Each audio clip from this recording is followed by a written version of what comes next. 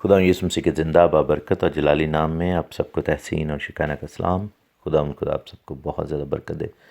ہم خدا کا شکر کرتے ہیں، اپنے مالک کامل کرنے والے زندہ خدا کی تعریف کرتے ہیں۔ آسمان خدا کا جلال ظاہر کرے اور فضا اس کی دستکاری دکھائے۔ ہم خدا کی بڑی رحمت کے لیے خدا کا شکر کرتے ہیں، جس نے ہمیں قوت سے کمر بستہ کیا ہے، ہماری راہ کو کامل کرتا ہے، ہمارے پاؤں کو ہرنیوں کے سے بناتا ہے، ہمیں اونچی جگہ پر کھڑا کرتا ہے، ہمارے ہاتھوں کو جنگ کرنا سکھاتا ہے، حتیٰ کہ ہمارے بازو پیتل کی کمان کو جھکا دیتے ہیں، اپنی نجات کی سپر ہمیں دیتا ہے اور اپنے دائنے ہاتھ سے ہمیں سنبھالتا ہے۔ خدا کا شکر کرتے ہیں، خدا ان کی تعریف کرتے ہیں۔ خدا ان جو کہ ہر ابلیسی قوت کو، ہر بری تاثیر کو، ہر اس دشمن کو جو ابلیس نے کھڑا کیا ہے، یسوع ناصری کے نام میں ریموو کرتا ہے ہماری زندگیوں سے، اور ہمیں سرفرازی بخشتا ہے، نجات دیتا ہے، مسا کرتا ہے، اپنے روح میں سے ہم پر انڈیلتا ہے۔ ہم خدا کا شکر، خدا کی تعریف کرتے ہیں۔ بک آف جینیسس، پیدائش، برشید، اتپتی کی ہم سٹڈی کر رہے ہیں، اور آج ہم اس کے 15ویں باب کو شروع کریں گے۔ چیپٹر 15 کو ہم دیکھیں گے۔ یہاں پر لکھا ہے کہ ان باتوں کے بعد خداوند کا کلام رویا میں ابرام پر نازل ہوا، اور اس نے فرمایا، اے ابرام تو مت ڈر، میں تیری سپر اور تیرا بہت بڑا اجر ہوں۔ ابرام نے کہا کہ اے خداوند خدا تو مجھے کیا دے گا، کیونکہ میں تو بے اولاد جاتا ہوں، میرے گھر کا مختار دمشقی الیعزر ہے۔ پھر ابرام نے کہا کہ دیکھ، تو نے مجھے کوئی اولاد نہیں دی، اور دیکھ میرا خانہ زاد میرا وارث ہوگا۔ تب خدا کا کلام اس پر نازل ہوا، اور اس نے فرمایا، یہ تیرا وارث نہ ہوگا، بلکہ وہ جو تیرے صلب سے پیدا ہوگا وہی تیرا وارث ہوگا۔ اور اس کو باہر لے گیا اور کہا کہ اب آسمان کی طرف نگاہ کر، اور اگر ستاروں کو گن سکتا ہے تو گن۔ اور اس سے کہا کہ تیری اولاد ایسی ہی ہوگی۔ اور وہ خداوند پر ایمان لایا، اور اس نے اس کے حق میں راست بازی شمار کیا۔ یہ جو واقعہ یہاں پر ہوا ہے، ہم دیکھتے ہیں کہ بلیسنگ ملی ابراہیم کو وہاں پر۔ ابھی تک نام تبدیل نہیں ہوا، ابھی تک باپ ابراہیم کو ابرام ہی کہلایا جاتا ہے اس حوالے میں، لیکن چونکہ ہم نام کی تبدیلی کے بعد کے لوگ ہیں، اس لیے میں ابراہیم ہی یوز کرتا ہوں۔ ہر چند کے بائبل کا جو پیسج پڑھ رہے ہیں وہاں پر ابرام لکھا ہوا ہے۔ خداوند نے ابرام سے کہا کہ تو مت ڈر، میں تیری سپر ہوں اور تیرا بہت بڑا اجر ہوں۔ یہ امیڈیٹلی کس بات کے بعد ہوا کہ جب باپ ابرام نے ریفیوز کیا سدوم کے بادشاہ کو کہ مجھے تیرے حصہ میں سے کچھ نہیں چاہیے، مجھے تیرے پیسوں میں سے کچھ نہیں چاہیے، اور میرا خدا جو ہے وہ میرے ساتھ ہے، اس نے مجھے بلیس کیا۔ میں نہیں چاہتا کہ کوئی کل کو یہ کہے اور تو یہ کہے کہ میں نے ابرام کو جو ہے وہ امیر کر دیا، دولت مند بنا دیا۔ اور پھر ہم دیکھتے ہیں کہ جب 10واں حصہ یہ ادائیہ کی عطا کی ملک صدق کو، تو وہاں پر یہ سب جو ہے یہ بڑا بلیسفل یا بلیسڈ کہہ لیں کہ ایک منظر نظر آتا ہے۔ لیکن 15ویں باب میں پھر خداوند نے رویا میں کلام کو بھیجا۔ اب یہاں پر ایک قابل غور بات لکھے کہ خداوند کا کلام رویا میں ابرام پر نازل ہوا۔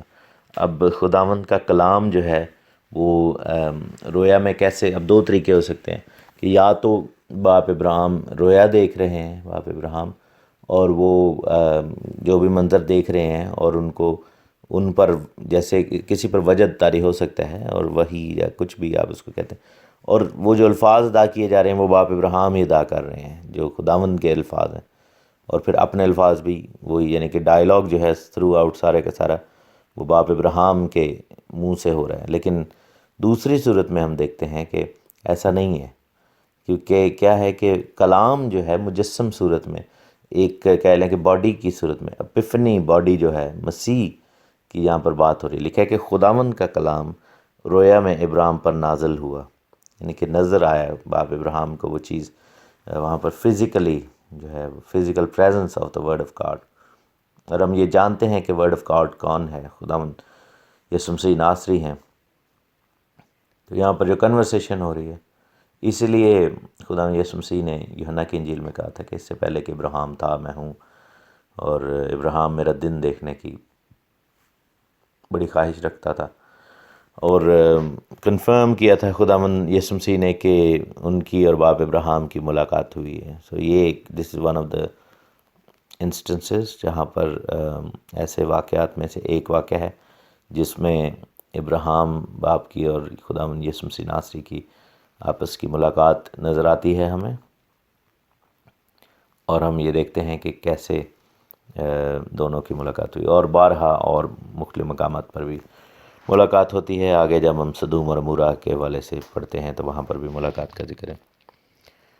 تو یہاں پر کیا ہوا کہ جب یہ خداوند نے کہا کہ میں تیری سپر ہوں، تو خداوند وہاں پر یہ کہہ رہے ہیں کہ مجھ پر ایمان رکھ، ڈونٹ وری، ڈرنا نہیں ہے، اور میں تجھے اجر دوں گا، میں تیرے ساتھ ہوں گا. لیکن باپ ابراہیم نے وہاں پر اپنا مسئلہ بیان کیا، اور انہوں نے کہا کہ تو مجھے کیا دے گا، یعنی کہ یہ سارا ملک کا جو وعدہ ہے تو نے کہا کہ میں تجھے دوں گا، تو مجھے کیا فائدہ اس چیز کا کہ جب کہ میری کوئی اولاد نہیں ہے، اور میں کس کے لیے یہ سب کچھ چھوڑ کے جاؤں، کیونکہ آبویسلی ہی واز اولڈ، اور ان کو یہ تھا کہ اب میں بزرگ ہوں تو یہ وعدہ پورا کیسے ہوگا. تو خداوند سے انہوں نے کہا کہ میں بے اولاد جاتا ہوں، اور میرے گھر کا مختار جو دمشقی علی اظہر ہے، جو کہ بچپن سے ہی باپ ابراہیم کے ساتھ تھا، وہ ہے، اور اس کو میں نے لے پالا کیا ہوا ہے. لوط ویسے ہی جاتا رہا.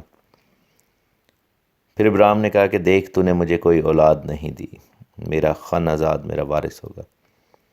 تب خداوند کا کلام اس پر نازل ہوا. پھر دوبارہ خداوند نے اس پر ظہور کیا ہے، اور لکھا ہے کہ اس نے فرمایا کہ یہ تیرا وارث نہ ہوگا، بلکہ وہ جو تیرے صلب سے پیدا ہوا ہوگا وہی تیرا وارث ہوگا.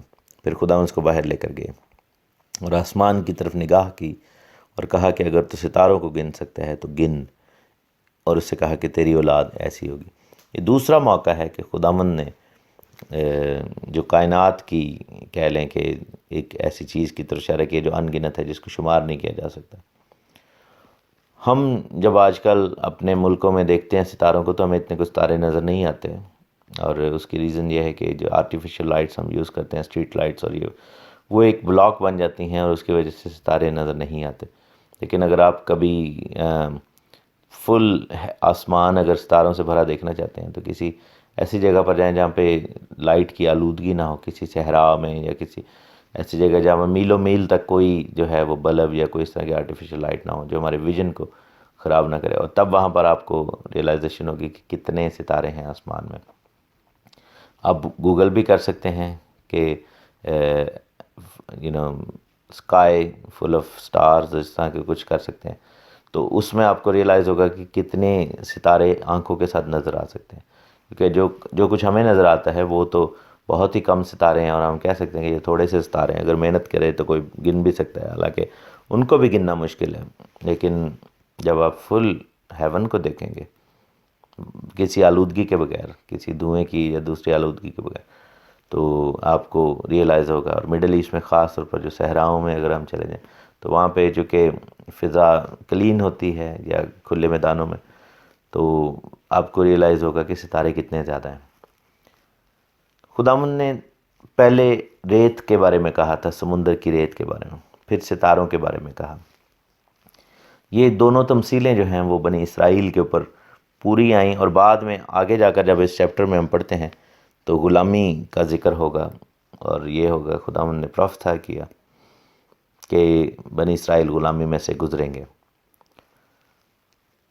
سمندر کی ریت اور آسمان کی ستاروں کا ڈفرنس کیا آپس میں، کیونکہ دونوں ہی ان گنت ہیں. سو ان میں کامن پوائنٹ کیا ہے؟ خداوند نے ابراہیم کو یہ بتانے کی کوشش کی کہ تیری اولاد جو ہے وہ ان گنت ہوگی.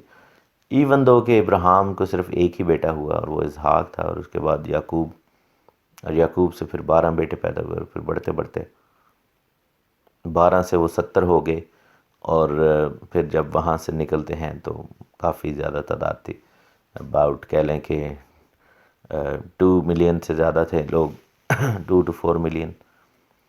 تو بہت زیادہ لوگ تھے وہاں پر جب وہ وہاں سے نکلے ہیں موسیٰ نبی کے ساتھ. پھر ملی جلی بھیڑ بھی شامل ہوئی، پھر بہت زیادہ بڑھ گئے. لیکن ہوا یہ کہ دونوں صورتوں میں خداوند نے یہ پروفیسی کی تھی کہ آسمان کے ستارے بھی اور سمندر کی ریت بھی. لیکن وہ کب سمندر کی ریت ہوں گے اور کب آسمان کے ستارے ہوں گے، یہ ڈیپینڈ کرتا ہے کہ وہ کیسا چال چلن رکھ رہے ہیں. کیونکہ بنی اسرائیل بارہا بت پرستی میں گئے، بارہا جو ہے وہ انہوں نے خداوند کے نام کو ٹھکرایا، اور بارہا انہوں نے خداوند کے سامنے گناہ کیا. جب انہوں نے یہ کیا وہ سمندر کی ریت کی مانند ٹھہرے جو پیروں کے نیچے روندی جاتی ہے، جس پر لوگ چلتے ہیں، مٹی کی طرح ہو گئے. لیکن جب انہوں نے خداوند کے نام کو اونچا کیا اور جب انہوں نے خداوند کے ساتھ چلے، اس کے لیے آبویسلی قاضیوں کی کتاب آپ پڑھ سکتے ہیں، ہارون بھائی نے اس کی بڑی ڈیٹیل میں اسٹڈی بھی کرائی ہوئی ہے. تو قضات کی جو کتاب ہے، ججز کی کتاب ہے، اس کو آپ اگر پڑھیں تو آپ کو ریئلائز ہوگا کہ بار بار وہ سرفرازی پاتے تھے، بار بار گر بھی جاتے تھے. اور جب وہ خداوند کے ساتھ صحیح چلتے تھے تو خداوند ان کو قاضی دیتا تھا اور وہ آگے بڑھتے تھے. اور وہ وقت ہوتے تھے جب وہ آسمان کے ستاروں کی مانند ہوتے تھے.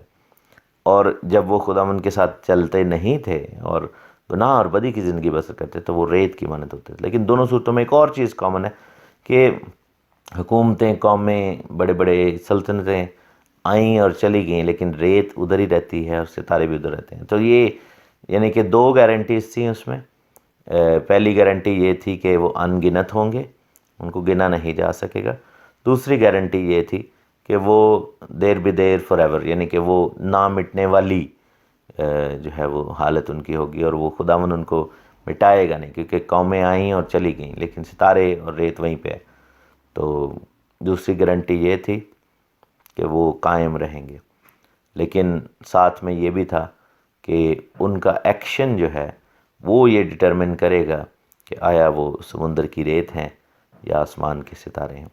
میرے عزیزو، ہمیں بھی خداوند نے پھر یہی بات کہی تھی کہ تم نور ہو، اور کوئی نور کو جو ہے وہ چراغ کو پیمانے کے نیچے، پلنگ کے نیچے نہیں رکھتا، بلکہ اس کو اوپر کیا جاتا ہے اور سارے گھر میں روشنی آتی ہے. ہمیں بھی خداوند نے نور کہا، ہم بھی ستاروں کی مانند چمکے. لیکن اگر ہم تاریکی میں چلنا چاہیں گے، اگر ہم برائی کی راہ پر چلیں گے، تو پھر ہم ریت کی مانند جو پیروں کے نیچے روندی جاتی ہے ٹھہریں گے. بائبل میں لکھا ہے کہ خداوند نے جب اس کو کہا کہ ستاروں کو گن لے، تو اگر گن سکتا تو گن، تیری اولاد ایسی ہی ہوگی. اور لکھا ہے کہ ابراہیم خداوند پر ایمان لایا. ابراہیم نے خداوند پر توکل کیا وہاں پر، اور جو خداوند نے کہا کہ اس نے کہا کہ ٹھیک ہے تو صحیح کہہ رہے ہیں. اور جب ایمان لایا تو یہ اس کے حق میں راست بازی شمار کیا گیا. وہاں پر باپ ابراہیم کو راست باز یعنی رائچس یا بورن اگین کہہ لیں، ڈکلیئر کیا گیا ایمان کے باعث. سو بائبل ہمیں یہ بتاتی ہے کہ ایمان ہی کے باعث نجات ہے، اور عمل نہیں ایمان. لیکن عمل جو ہے وہ نجات پا چکنے کے بعد آپ کی زندگی کی ایک خاص کڑی ہے، کہ اس کے بغیر آپ کیسے ثابت کریں گے کہ آپ نجات یافتہ ہیں. تو ایمان بڑا ضروری ہے. ایمان کے وسیلہ سے ہم نے جو ہے نجات پائی. اور یہاں پر راست بازی کے لیے ایمان کا لانا بڑا ضروری ہوا، راست بازی کے لیے اقرار کرنا بڑا ضروری ہوا. اور باپ ابراہیم کی زندگی میں ہم دیکھتے ہیں کہ جیسے ہی وہ ایمان لائے، خداوند نے ان کو بلیس کیا. خدا آپ کو بڑی برکت دے. آمین. خدا یسوع مسیح کے زندہ بابرکت اور جلالی نام میں آپ سب کو تحسین اور شکرانہ کا سلام. خدا آپ سب کو بڑی برکت دے، اپنے زخمی ہاتھوں کے نیچے پناہ دے، اپنی چادر میں پناہ دے. ہم خدا کا شکر کرتے ہیں، اپنے پروں کے نیچے ہمیں چھپائے، اور خداوند یسوع مسیح ناصری کے لہو کے باعث ہم سب برکت پائیں. خداوند یشوع کے نام میں آپ سب پر اس کی نجات، اس کی رحمت، اس کے فضل کے دروازے کھلتے رہیں. بک آف جینیسس، پیدائش، برشید، اتپتی کی ہم اسٹڈی کر رہے ہیں، اور آج ہم چیپٹر 15 میں آگے بڑھیں گے اور اس کی آیت نمبر 6 سے ہم دیکھیں گے. ہم نے پہلی 5 آیات دیکھ لیں، بلکہ 6ٹھی آیت بھی دیکھ لی تھی. لکھا ہے کہ جب ابراہیم خدا ان پر ایمان لایا تو خدا نے اس کے حق میں اس چیز کو راست بازی شمار کیا. اور 7ویں آیت ہے، اور اس نے اس سے کہا کہ میں خداوند ہوں جو تجھے کشتیوں کے اور سے نکال لائے، یعنی کہ میں یہ ہوا ہوں جو تجھے کشتیوں کے اور سے نکال لائے تاکہ یہ ملک میراث میں تجھ کو دوں. تب ابراہیم نے کہا کہ اے خداوند خدا یہوہ الہیم، میں کیوں کر جانوں کہ میں اس کا وارث ہوں گا. خداوند نے ابراہیم سے کہا کہ میرے لیے 3 برس کی ایک بچیا، 3 برس کی ایک بکری، 3 برس کا ایک مینڈھا اور ایک کمری اور ایک کبوتر کا بچہ لے. اس نے ان سبھوں کو لیا اور ان کو بیچ سے 2 ٹکڑے کیا اور ہر ٹکڑے کو اس کے ساتھ کے دوسرے ٹکڑے کے مقابل رکھا، مگر پرندوں کے ٹکڑے نہ کیے. تب شکاری پرندے ان ٹکڑوں پر یعنی ان لاشوں پر جھپٹنے لگے، پر ابراہیم ان کو ہنکاتا رہا. سورج ڈوبتے وقت ابراہیم پر گہری نیند غالب ہوئی اور دیکھو ایک بڑی ہولناک تاریکی اس پر چھا گئی. تو یہاں پر ہم دیکھتے ہیں کہ یہ بہت مشہور واقعہ ہے، بہت سارے لوگ اس واقعے کو جانتے ہیں، بہت سارے لوگ اس واقعے کو نہیں بھی جانتے. یہ ہے کہ باپ ابراہیم نے جب قربانی گزرانی تو وہاں پر ایک ڈائلاگ ہو رہا ہے. خداوند نے جب ابراہیم کو تسلی دی کہ مت ڈر، میں تیری سپر ہوں، میں تیرا بڑا اجر ہوں. باپ ابراہیم نے پوچھا، کنفرمیشن لی کہ مثلا میری تو اولاد بھی نہیں ہے. تو خداوند نے پھر ستاروں ان کو باہر لے کر گئے. خداوند یہاں پر ایسے ہے جیسے 2 دوست آپس میں کھڑے ہیں اور کلام میں خداوند کے بارے میں لکھا ہے کہ خدا کا کلام وہاں پر تھا، یعنی کہ بیٹے کی بات ہو رہی ہے، یسوع مسیح ناصری کی بات ہو رہی ہے. وہ ان کو باہر لے کر جاتے ہیں اور آسمان کے ستارے دکھاتے ہیں اور کہتے ہیں کہ یہ دیکھ، جیسے پہلے ریت دکھائی تھی اور کہا تھا کہ اس کی مانند پھر آسمان کے ستاروں کی مانند بتایا، اور تیری اولاد ایسی ہوگی. جب وہ صاف پتہ لگا کہ پھر ابراہیم ایمان لے کر آیا، انہوں نے کہا کہ ٹھیک ہے، جو آپ کہہ رہے ہیں وہ ٹھیک ہے، ایسا ہی ہوگا، تیرے کال کے موافق ہو. اور وہ راست بازی شمار کیا گیا. پھر خداوند نے کہا کہ میں تجھ کو نکال کر اس لیے لایا ہوں کشتیوں کی اور سے، یعنی کہ ان کی آگ سے، اور عراق کا جو ملک ہے، بابل کا ملک ہے، وہاں سے، اس لیے کہ یہ ملک جو ہے میراث میں تم لوگوں کو دوں. باپ ابراہیم نے پھر سوال کیا کہ جو ہے وہ اس کا کیا ثبوت ہے، میں کیسے جانوں. تب خداوند نے قربانی لانے کے لیے کہا. یہاں پر کوننٹ کی بات ہو رہی ہے، خون کا کوننٹ. باپ ابراہیم نے جو ہے وہ ایک کوننٹ مانگا ہے کہ مجھے بتایا جائے کہ کیسے یہ سب کچھ ہوگا. اور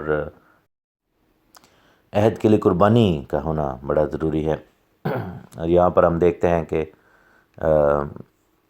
عہد باندھا گیا اور 3 سال کی عمر کی بچیا، 3 سال کی عمر کا ایک بکری اور ایک مینڈھا جو ہے کہا گیا، اور ایک کمری اور ایک کبوتر.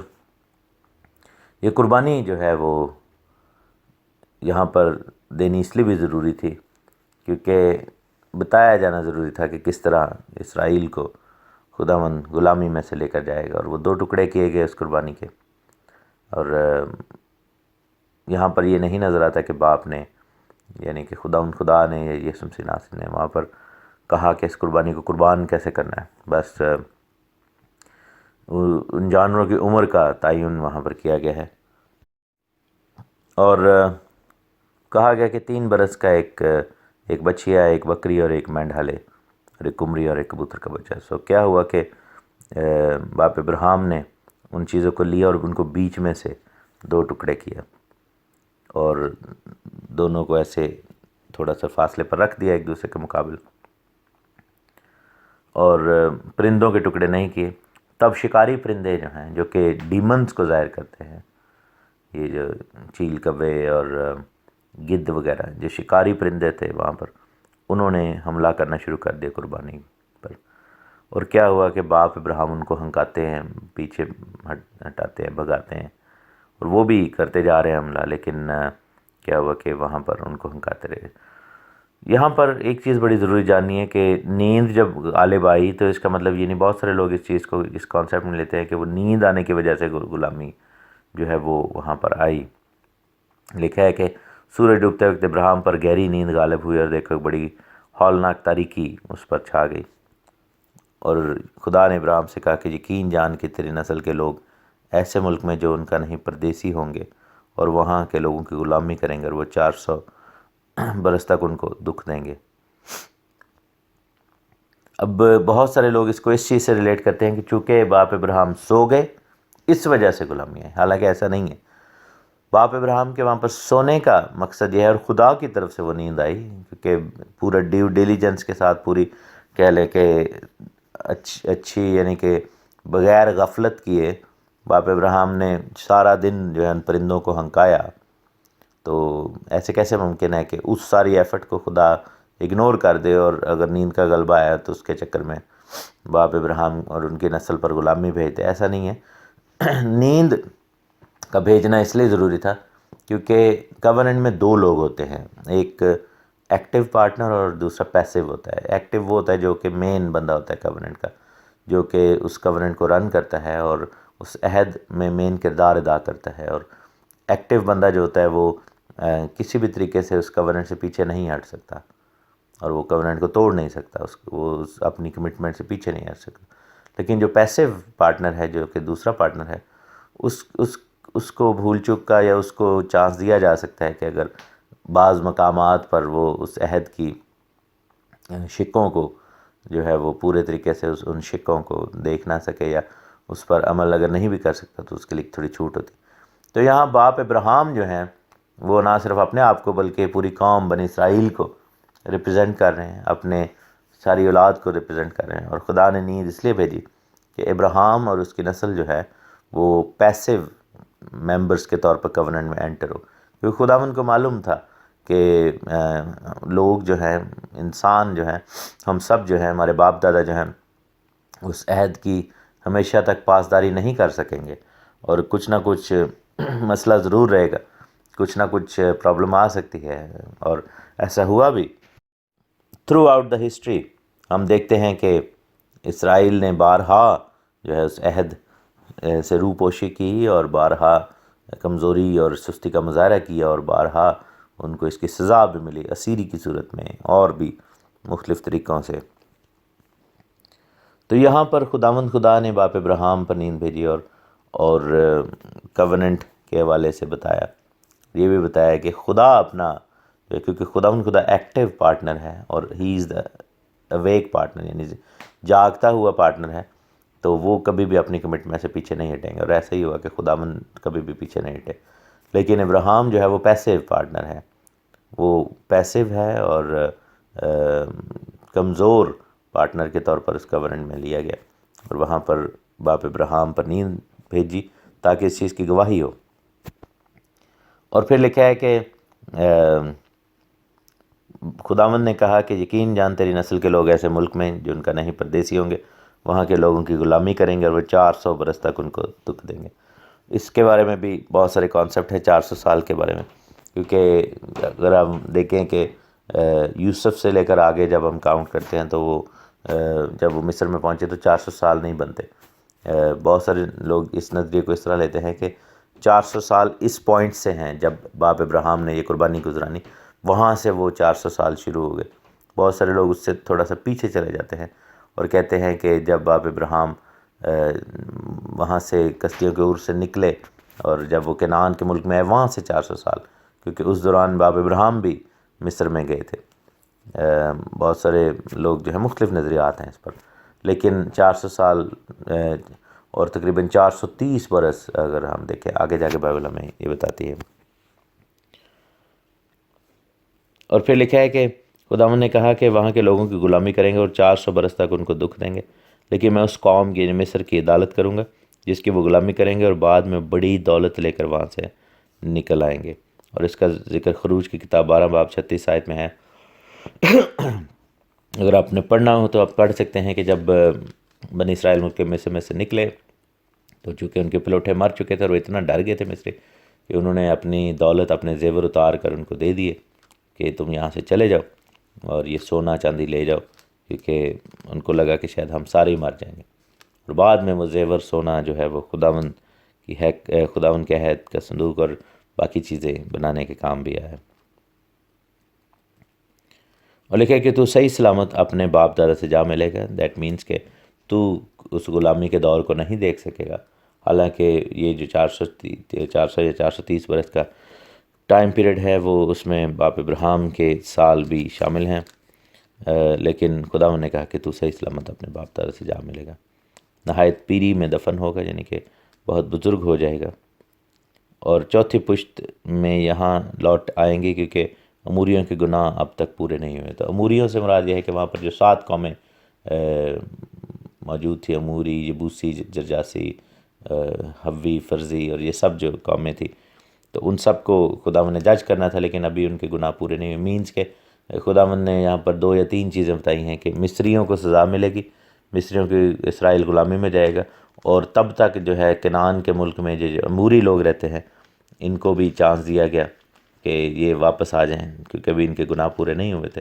اور ایک ٹائم آیا کہ پھر اموریوں نے بھی اپنے گناہ اور بدی کو اتنا بڑھا دیا کہ ان کو پھر جواباً سزا ملی۔ اور لکھا کہ جب سورج ڈوبا اور اندھیرا چھا گیا تو ایک تنور جس میں سے دھواں اٹھتا دکھائی دیا، اور ایک جلتی ہوئی مشعل ان ٹکڑوں کے بیچ میں سے ہو کر گزری۔ اور یہ جو ہے خداوند کی آگ تھی، خداوند کی مشعل تھی جو ٹکڑوں میں سے گزرتی ہے، اور اس نے ان ٹکڑوں کو ٹچ کیا، کنزیوم کیا، اور یہ اس عہد کی باندھے جانے کی تصویر تھی۔